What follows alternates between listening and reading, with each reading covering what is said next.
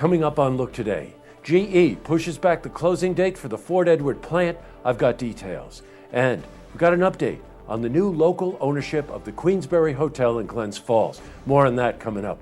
And Mazzone Hospitality will debut a new restaurant at the Pavilion Grand Hotel in Saratoga. I've got those details. And it's all ahead on Look Today.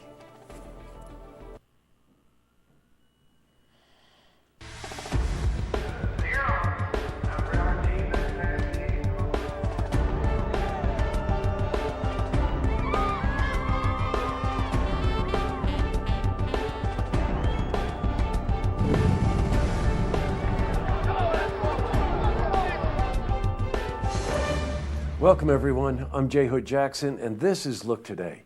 Well, in tonight's program, I sit down with George Regan. Now he's the event director for the Freihofers Run for Women.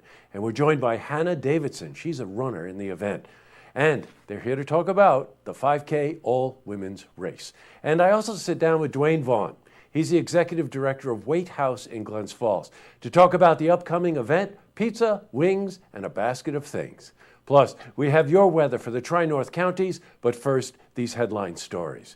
Well, in our lead story, the GE plant in Fort Edward has pushed back its closing date even further. Over the last 5 months, GE was in the process of moving their Fort Edward operations to Clearwater, Florida. Now, in January, they said the deadline was April. The plant in Florida, as of right now, is not ready to fully operate. So, they are predicting closing Fort Edward sometime in June. Now, GE has extended the work period for the last 20 employees.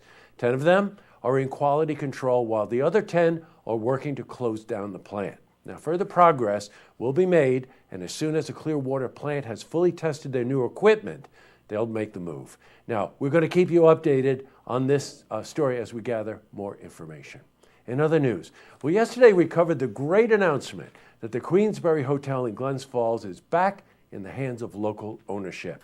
Now, we got an update that the new owner, Ed Moore, purchased the hotel for $2.5 million. The Glens Falls National Bank provided a loan for $2.4 million. $1,615,000 of that is a construction loan. Now, Ed Moore plans on $1.5 million in improvements. Now, work on the hotel is expected to begin in the next 2 months. And it's pretty extensive. It includes new furniture, decor for the lobby, and a bunch of other renovations.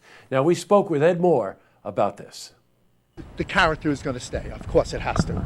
But we want to dress it up. We want to do things such as, linens and things like that right away off the bat so people sleep on a better mattress than a 20-year-old mattress that's in there now. But we have long-term vision to enhance the dining, enhance the place, and give people experience. And so that when people come here, they have a great experience, when they taste the food and everything. I'm not saying whatever the people did before, I'm not ridiculing. I'm just saying our vision is to pick it up a notch. Quite the visionary. Switching from news to weather. Well, today brought a little sunshine with temperatures in the low 50s. For a more detailed look at our weather, we're going to head to the Glens Falls Weather Center for a look at your first forecast.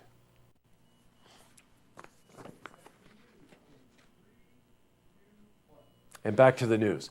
Well, Mazzone Hospitality will debut its brand new restaurant at the Pavilion Grand Hotel in Saratoga in late May. The restaurant will be located at the corner of Lake Avenue and Pavilion Place. It will feature outdoor sidewalk dining at its ground floor location next to the main entrance of the Pavilion Grand Hotel itself.